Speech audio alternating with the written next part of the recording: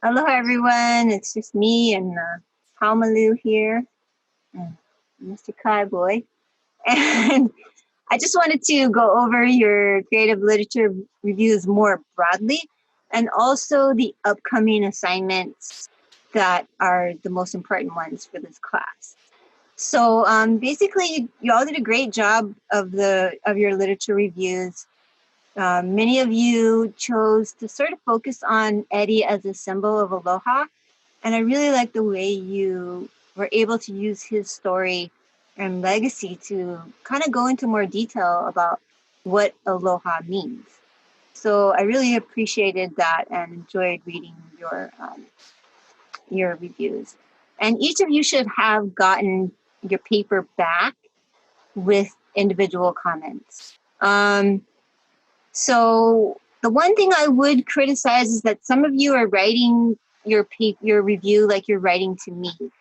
You start out by saying something. I chose to write about blank because of blank, and you know, you really shouldn't write to me. You're writing to your audience, which would be like if you reviewed one of these resources on Amazon or in some type of forum. So many of you chose the Polynesian Voyaging Society source and didn't acknowledge that it was more than one article. So I didn't really take off for that. I probably should have, but that's really important. So instead of saying I chose to do this, blah, blah, blah, it would be better if you would have just written Burl Burlingame's article, Eddie Riding on the Crest of the Myth, is central to a collection of biographical articles that contribute to Eddie's legacy on the Polynesian voyaging site. So that's an introduction. And then you go into detail about this one specific article. You tell us how it is central to the other articles. How does it fit into the website? First of all, it features Dan Merkel's photo, which is, the cover of Quicksilver, and it's a close-up of Eddie. So does that visual image help to support his argument of Eddie as not being, this mythic figure? So that's what I really wanted you to do is, if you're going to do a website, you can't just talk about the writing. You're going to have to look at everything in that website and how it's all working together to support these various points that the author is making. And who is the author? So nobody really went into detail. Who is Burl Burlingame? I didn't look it up either, but if I was writing a review, I would know who he is and why he's positioned to tell Eddie's story and to talk about aloha specifically on the voyaging website. So is he Hawaiian? If not, how are Haoles, is it okay for Haoles to write about Hawaiians or things like aloha? I'm writing about Hawaiians for my dissertation. I interview Hawaiians and I let Hawaiians talk about Hawaiian stuff. But then it comes down to the questions. So a lot of you chose Leslie Wilcox's Long Story Short. And some of you did talk about even her demeanor, how she was, helping him feel more comfortable to give the story. But what questions, how are the questions foregrounding certain points and, maybe not emphasizing others? And that's really what makes it the author's piece. Even if you were to do your final project as an interview, how are you going to get the points across about this person or about this place or about surfing that you want by interviewing someone else, right? So you're asking them things, but then you're using it for your own, your own points, your own thesis, as to say. So if it's for a voyaging website, what are they using specifically to tie Eddie to voyaging compared to a surfing website. So the very first picture, um, I'll just go directly and share my screen now. You know, this first picture is Eddie on the Hokulea. So if it was a surfing website, it would probably be Eddie at Waimea Bay. If we went to the Eddie Aikau website on Quicksilver, which used to host the big wave surfing event, you would see him in that classic board short, which is the Quicksilver board short. So, you know, each of these websites or each of these venues is, you know, constructing Eddie in a particular way. And I thought it was really interesting how so many of you focused on that mythic perspective of Eddie. And, you know, I just really wanted you to take that further. You know, because is it really about Eddie as the myth, or is it the way Eddie's story is being constructed as a myth? And then many of you did actually, you know, show how he kind of debunked that myth to some degree. So the way I see it, you kind of have, you know, a pulling and a tugging. You have certain people that are really trying to put Eddie into that myth, and then other people that are kind of trying to take him out of it because, you know, they see aloha as sacrifice. And also, you know, many of you, you know, you really grappled with, you know, this thing that he loved so much was ultimately his demise.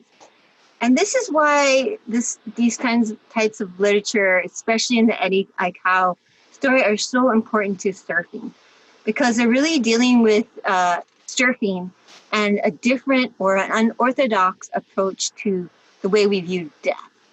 So, you know, the view of death is at the core of many religious beliefs, religious traditions.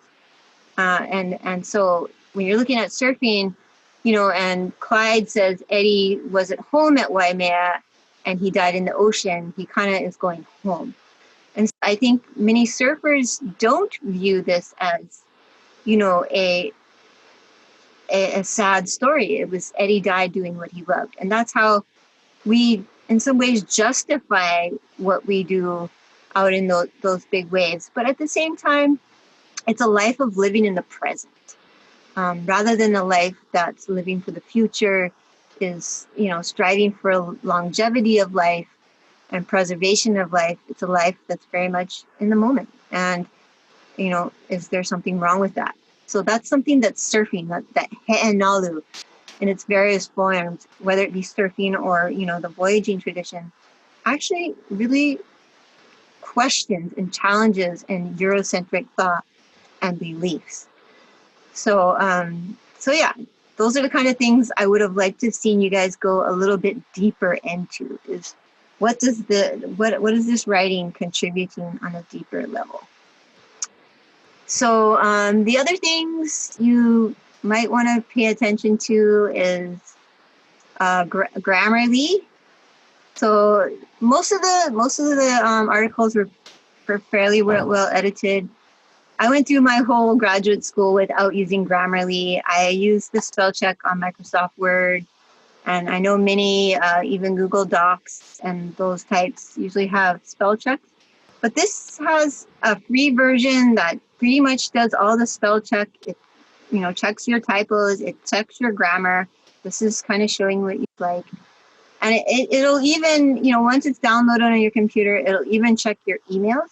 So I just find it's really a great tool, and it's very fast and effective. And then I would also suggest that for citations.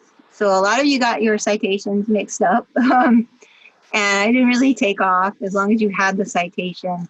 But you can use something such as an EasyBib or, you know, BibMe or Citation Machine, which now they're kind of plagued with commercials. But, you know, it generates it automatically for you, and then you can just check it on Purdue OWL, which is in our writing resources on Laulima. So if you go to Purdue OWL, it'll show you the different format websites, journal articles, YouTube, blah, blah, blah. So you get your citation, you go to Purdue OWL, have a quick check, make sure it's all right. if you cut and paste, you always have to go back and re-italicize the name of the book or journal or film or whatever website. Um, but the good news is for the next 2 assignments, you don't have to do that. You're not required to do an academic format for the next 2 assignments. Why? Well, because we talked about this in our literature thread, that these assignments, that creative writing, we don't want to limit it by a format such as an academic format, which requires everybody to use the same thing. And in my opinion, it's not aesthetically pleasing or really, it's not really visually correct if you're looking at digital media. So a lot of these formats. So you have to cite your resources, which in the favorites for SurfSpot, you will definitely have to do a little bit of research. So you'll have some sources, but you can just put in the bibliography at the end, or you can reference them within your paper, however you want. So that's the beauty of creative writing. This is our PowerPoint for the class. I'm just showing this. It's Adobe Spark. So if you look up Adobe Spark, you can get an account free if you have a .edu, which all of you do. And this is like a really easy way to create little web pages or videos or presentations. And it's free, and it actually does a really good job. So that's what I'm using as our PowerPoint. And so you can use this for your final projects. So I just wanted to show you that. There's also a lot of information on this page, and it has the different categories of creative writing. Many of you talked about, the IDICAL article you used didn't really fit into biography, but it wasn't really, create fiction, or I don't know, different people had different things that they talked about. But most of you didn't mention memoirs, and some of these articles definitely would have fit in that category. We're just going to go to Laulima and look at our upcoming assignments. All right, so you should have your journal. You should be working on your journal. And it should be turned in next week, Thursday. The main thing about it is that it should have 15 entries. So you have your 15 entries of original logs. So you cannot just put 15 days of a surf report. That's not gonna fly. The point of it is to show that you're like a surfer. You're reading the ocean every day for 15 days straight. If you miss a day or two, nobody will die.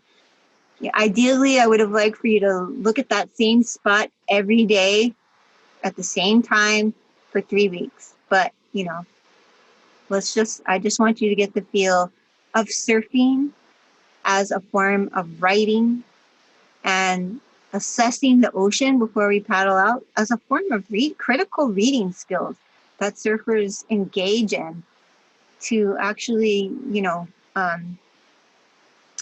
before they go out, especially in big waves, it preserves our life. We look at the tides, we look at the currents, we look at, the waves, how those things are all going to change according to the wind. And, we have to find a way, a path out, a path in. And so I wanted you to do that. So, every day you should be looking at a surf cam, or you should be finding a little place you can look at the ocean. I told some of you if you have a favorite hiking spot, you could even do that. So look at that place. How does it change every day? One day you may look at the ocean surface and it's totally calm. The next day it's really rough. One day the waves are small. The next day they're bigger. Tomorrow we're going to have a hurricane. So make sure and try to see if you can look at your spot safely. Some of us, we might not be able to leave our house. But try to get a look at your spot on the camera. And what does it look like in a hurricane? It should be different from the last few days. And, you could look at a rock every day. And today the rock submerged. Yesterday it was out. There maybe there's a turtle there every day. Maybe there's a seal one day. And, oh, I've never seen that, but today there's a seal. Just, make a little log. Pay attention. And you could actually turn your journal into the favorite surf spot assignment. So that's why I have them being turned in together. So this is, pick a spot. It could be the one you're writing about in your journal. It could be something else. You should do some research. Pipeline could have been the Pupukea, or it may have been Paumalu. There's various mo'olelo involved with the stories of these different ahupua'as. So where do we find that information? Oh, look, the librarian put together a great resource for us here in the library reference guide. You can go and look at books. And man, this guy, John Clark, has pretty much put together everything about every surf spot. And there's different books here. You can pretty much go and look up your spot. And, if you look at Pipeline, it'll tell you all about the name, how it came to be. You may want to talk about that in your paper, but you should do some research there. You can look at online resources. Here's the legends, the mo'olelo. You'll be going through some of that in your posts. You should see this next week, and you'll be reading those stories. And you'll see how, Hawaiian surfing is different. It has different perceptions maybe than modern professional surfing. And there's maps. You might take that angle. You might show a map. You might get into the topography. I don't know. Whatever you want. So it should have that sort of research aspect to it, but then it should also have a creative part. So whether that's you sharing, you could share your surf story that you shared on that first week that we did in the post. So I could write about Pipeline. I could share my story. I could talk about the name. I could interview other Pipeline surfers and put together a piece about that, why it's valuable, something about the wave, something about the different surfing styles used at the wave. It's whatever you want to make it. It could be a funny story. You could make up a story. It could be a fiction story about the place. It could just be. It could be a poem. So opportunities are pretty endless, but it should have some research showing that you've really, you've looked at the spot, you've investigated it, and it should be fun. You'll need to turn it in right here in Laulima, and also in the Facebook group, because you'll be reviewing each other's surf spot papers on Monday. So I think that's all for now. I will chime in with you probably in a couple of days. Feel free to email me, huiho